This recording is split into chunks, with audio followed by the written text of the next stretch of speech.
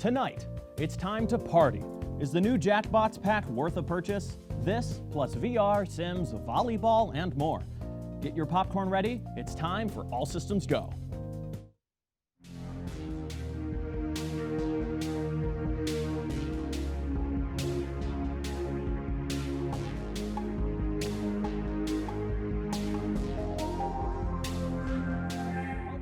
To All Systems Go, home of TV2's Media Masters. I'm Nathan Welsh, your host tonight.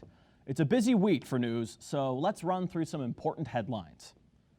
Disney is finally taking big steps to address problematic aspects of their past. Some films available on Disney Plus now begin with an unskippable 12-second title card. These cards call attention to racist depictions within films like Peter Pan, Dumbo, and old Donald Duck cartoons. The cards direct viewers to a separate Disney-owned website called Stories Matter that discusses the depictions in further depth. Jeremy, are these cards the right move? Nathan, I think this was overdue in some respect. I mean, previously they had these little sentences at the end of paragraphs saying, hey, this is racist, but they're very easy to miss. And if you're a parent, you're just throwing on Disney for your kid, you're not going to know. And I think as a company that's trying to be progressive, Disney really has to, come to terms with the, objectively racist stuff in a lot of their old movies. And so I think this is how you do it without having to censor anything. And I think it was overall a good thing. Yes, of course. And Borat voiced my wife. In his new movie, former New York Governor Rudy Giuliani.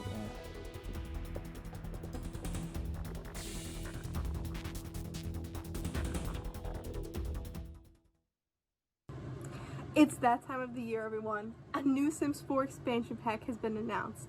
This pack is entitled Snowy Escape, which obviously includes things like skiing and snowboarding, but it does include bamboo forests, Japanese architecture and furniture, and something new, trains.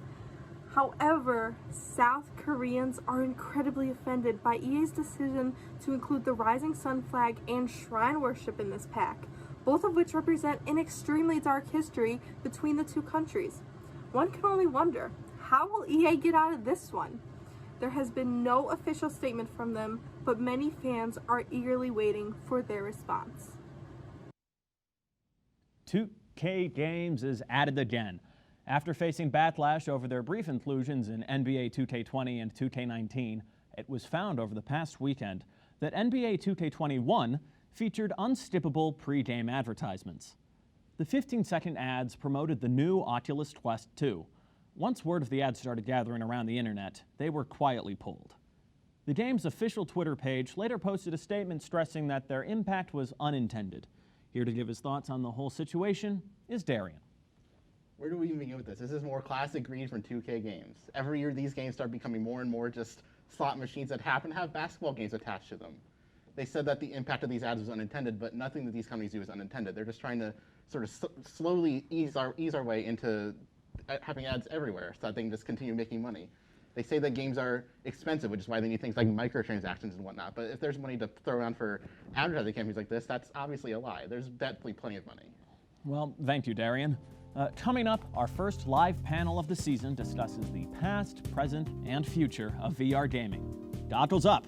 All Systems Go will return after these messages. Comments section, live once again. But ironically, today we're discussing the virtual world. VR, is it still viable in 2020? Dan Snyder's here with us to answer. And me, I may be stuck in cyberspace, but I need to be on this show. Okay, Max, why not? Question number one, gentlemen. On the whole, what missteps do you feel VR has taken in the past that has curbed its potential popularity? Well, if I may first take the ball, I think the biggest misstep was not taking issue with the nausea-inducing screen right from the start. I know that was a big problem they had to overcome, and it's not going to be the last time we talk about this in the panel. The second thing was, I believe that right with the rise of the Oculus, it gained a lot of hype, but the engine really couldn't take that much heat. It wasn't really ready. I tried it out in its beta stages, and there were a lot of kinks to work out, and I knew that the eyes of the media were focused on what the next steps of VR were going to be. It just wasn't ready for that much attention at that point in time. Do you think it's ready now? I think we are progressing further towards a better VR system that could be accessible to anyone in the general public, but price might be the biggest issue that we might face. And I disagree with that. The price is a problem, but I know plenty of people that eventually build up to get it. The reason nobody does is, I'd say, the games. There's Beat Saber, there's Super Hot, there are those big name games everybody knows of, but other than Beat Saber, there either aren't many games or the ones that do exist are terrible. Skyrim VR, Fallout VR, they sound great, they don't work. And then, like I said, I got a PSVR, and there's maybe 5 decent games on it, and everything else is just some random indie game, which is basically just a movie. Very solid point, but there are some games out there that do take full advantage of the VR experience. I mean, I absolutely loved and enjoyed every single second I spent in Elite Dangerous. There are games out there that are specifically tailored to the VR experience and pull it off flawlessly, while there are many games out there that do nothing more than pull the cookies out of your stomach, and that's just an undeniable fact. The last point would be the mobile dip that it took away from the main VR experience. Excellent points, you two. Keep up the great work. Now for another big question. If price wasn't a factor, what do you think is stopping people from experiencing VR? Stomach sickness. Without a doubt. The biggest thing I've heard when I tell people, oh, I get sick from VR, they just say, oh, well, just keep doing it, you'll get used to it. I shouldn't have to, spend hours, days, weeks, months using a gaming system until I get used to it so I can play it. If I've spent $500 and even if price isn't a factor, if it's free, I still don't want to wait weeks of, nauseating stomach sickness to be able to play the game. Yes, well, I do agree that not every single VR experience should be tailored to come equipped with a bottle of stomach calming elixir, because honestly, nobody really wants to feel nauseous and disoriented as they're playing a game. However, I really feel like the tethering option and the amount of equipment required for that true one-to-one VR experience is a major setback. I know the Oculus Quest is trying to turn their next advancement into the VR world into a tetherless experience with that one-to-one response. However, the technology required to run that also ups the price, and if you really want that true one-to-one goal that they're reaching for, you still need to buy a $75 tether. And we won't even talk about the $1,000 Valve experience that they have. I can't even call the name right now. It slips my mind. But that is $1,000 worth of equipment. Yes, the Index. Plus, you need to dedicate your entire living room. Plus, who really has floor space? I mean, people would much rather spend the money on experiences rather than material objects these days. I mean, I don't know about you, but I'd much rather spend $1,000 on a nice vacation than a VR headset to play the next Half-Life. Max, anything else you want to add? Like, I had to completely agree with, I live in a tiny, studio apartment. I have the PSVR, like I said, but even when I want to use it, I just have to sit down in a chair in, like, the middle of the room, because anything else, and I'm going to be hitting stuff. It's really, I think the biggest problem is that you need to have money, and you need to have a big space to use it. All right. Good point, Max. The moment of truth. Here's one last question to bring us home. Do you think that VR will face its death knell this console generation if society doesn't get serious about VR gaming? Absolutely not. I feel like VR will always be around. It's been around since the 60s. They've been tooling with it to try to make it a mass marketable option. I mean, if it's going to make money, it's always a plausible option in the future, even if it doesn't work right now. It could be something in the future that will be the next step in gaming, and we'll toss out all of our old controllers to just be immersed in the world. I mean, augmented reality has even come very far. Microsoft is dedicating a lot of time and effort into a tetherless experience where you can go and walk the city streets and play a game. Will that make playing like Call of Duty Nazi Zombies or something pretty awkward when you're walking through Target smashing into mannequins? Yeah, but that'd be funny to see. So I think the question isn't even, is VR going to disappear? It's, is this current rendition of it going to disappear? Is the Oculus or the Vive, are those going to change?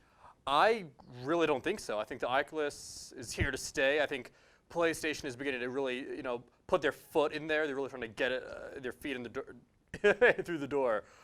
I think that this generation of VR is what's going to really turn into the long-lasting VR until we get to, Sword Art Online headsets, which can't wait.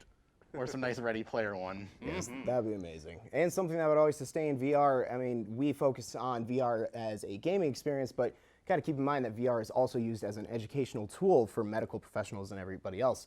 I mean, we focus so hard on what VR can bring to the world of gaming, we're not actually taking the time to look outside of the gaming realm to other channels. Yeah, definitely a lot of interesting potential there. Like, imagine doing like surgery in VR instead of having to practice on a real surgery. Oh yes, Surgeon Simulator. Make Surgeon Simulator much more interesting, I think. Oh yes. All right, thank you, Max and Dan. You can catch Max tomorrow night on The Agenda. Coming up after the break, Jackbox and anime. What more could you ask for on a Wednesday night? Don't forget to call your dad and save your game. All systems go. We'll be right back. If we want to get out of the red zone, we have to stop partying. But maybe a digital party game can do for now. Darian picked up the Jackbox Party Pack 7 to find the answer. Jackbox is back, baby, woo! After the notably mixed bag that was Jackbox Party Pack 6, those rascals of Jackbox games have graced us with Party Pack 7, and dare I say it, it's the best pack to date. I don't have a lot of time to talk here, but I'm going to do a really quick rundown and power ranking of all the games in Jackbox Party Pack 7. First up, Quiplash 3. I don't have much to say about this one because, come on, it's Quiplash. Everyone knows Quiplash. It's one of those iconic Jackbox games. The gameplay is largely unchanged. If you've played a Quiplash game before, you've played this one. It's not that it's bad, it's just not as exciting because we've seen it before. So this one is in 5th place. Game number 2, The Devil's in the Details. I was excited for this one going in because the information teased about it sounded really exciting. And you know what? The excitement pays off. It's one of those games like Push the Button or Bomb Core that ended evolving into just people yelling over each other. And it's arguably the best of those three. My favorite game in the pack so far. I want to play it again right now. Someone please play with me. Please. Up next is Champed Up. This one became a quick favorite in my main friend group, and it's easy to see why. Drawing games are staples of Jackbox packs, and this one makes drawing games better by including a thick marker, which makes it easier to color things in. Gone are the days of rapidly scribbling with a really thin marker to try and fill things in. So for that reason, this game was in 2nd place, and also because it's just really fun. Game number 4 is Talking Points. It has some patently stupid vibes because there's a focus on presenting, but in this game, the presenting actually engages every player instead of just one, which fills a lot of the lulls. It makes the whole loop a lot better. It's a good way to test out some improv skills. Great game. Love it. It is in 3rd place. Up next is Blather Around. There's a lot of layers to the comedy in this game. There's comedy in the really limited vocabulary. There's comedy in the outlandish guesses your friends make based on limited vocabulary. There's comedy in the subtle frustration you feel at seeing your friends get so close to getting it right, but they just can't get it because there's one thing you can't say that would really take it over the top. This game is like an onion of comedy. Onions are like Shrek. Shrek is good, so therefore this game is in 4th place. So overall, this pack is pretty good. Easily the best pack out of the 7 so far. If they can keep this up for pack 8 or 9 or 10, they can keep this going for a while. Please don't make pack 6 again. That pack was not good. You know, a lot of these packs, they can be pretty hit or miss, but Party Pack 7, it's all hits, baby. You know TV2's Ben Padani is a fan of Pittsburgh sports and bands you've never heard of. Now, in this special crossover, we'll find out if he has room in his heart for anime. It's a compilation video right here, so we're just going to go and take a look at it and compare it to real life. Okay. What's your experience with volleyball, by the way? So I announced volleyball in high school. It was how I got my start in sports journalism, and now I announce MAC volleyball for ESPN. Volleyball player. Ooh. Not me. Volleyball player. I used to. Not anymore.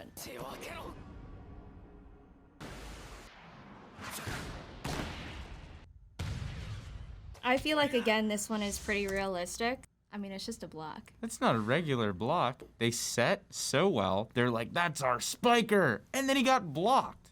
Light coming down. God knew. He said, that spike, that's going to be the greatest spike ever. And he got blocked. They blocked God in the name of volleyball.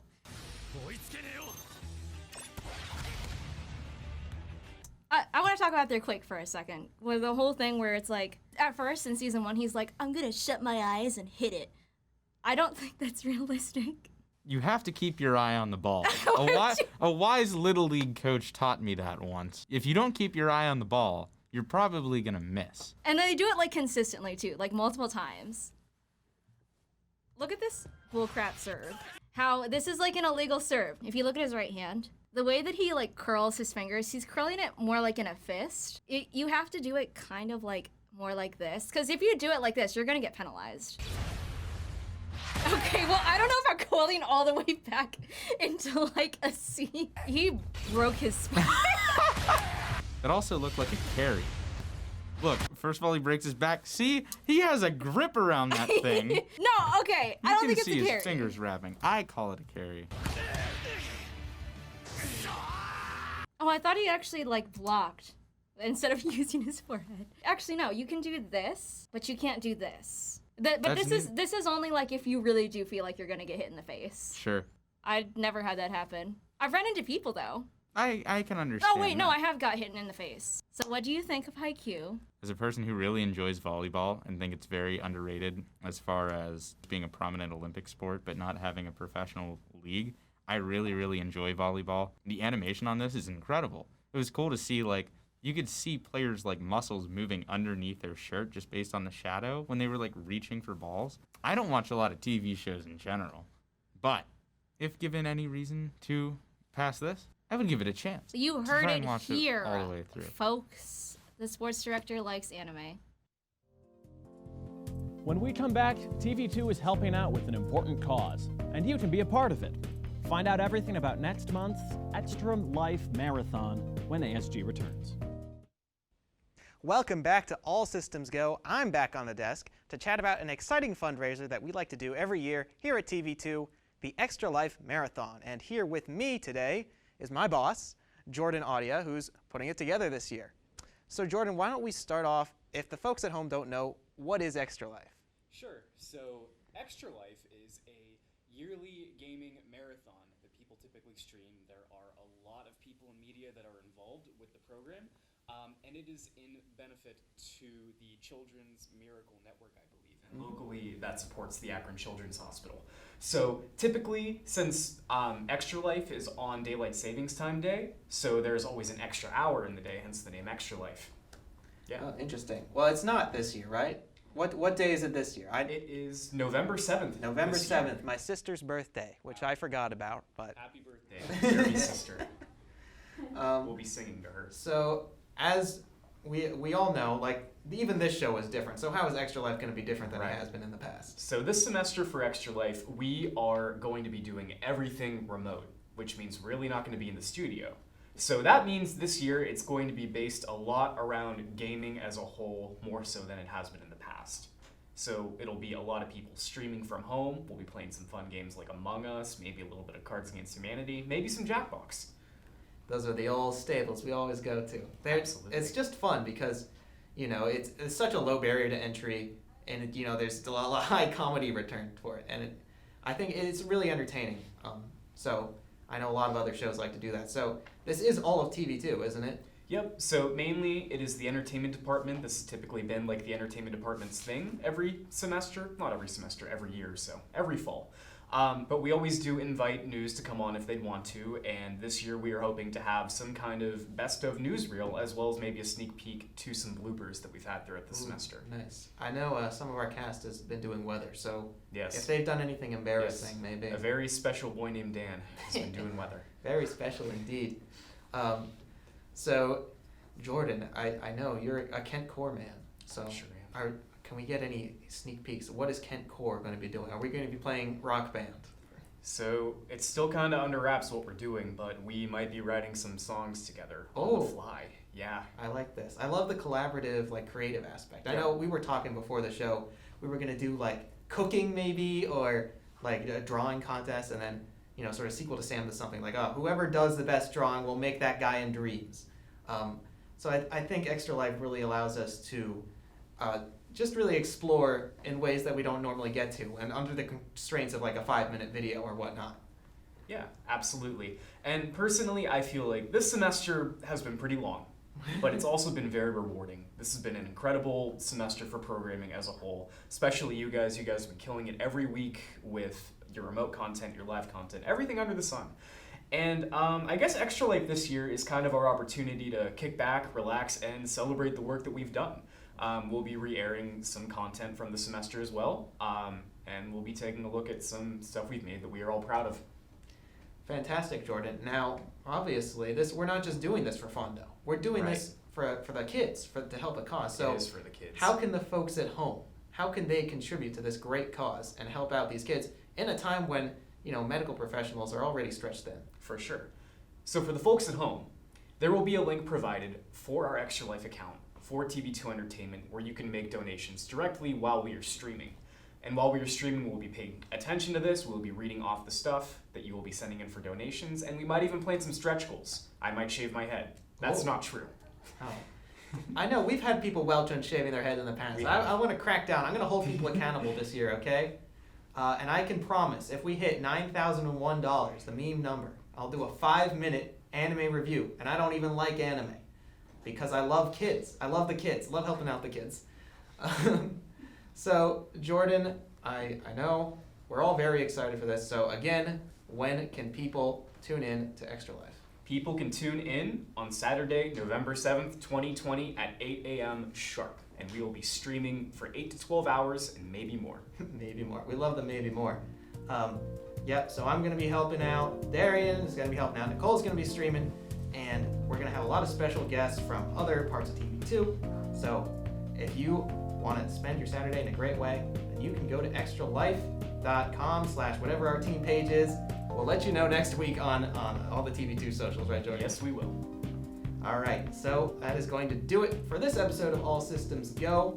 Thank you, Jordan, for joining me. Thank you for having me. For sure. Always great to chat with the boss and to make sure I'm not in risk of getting fired.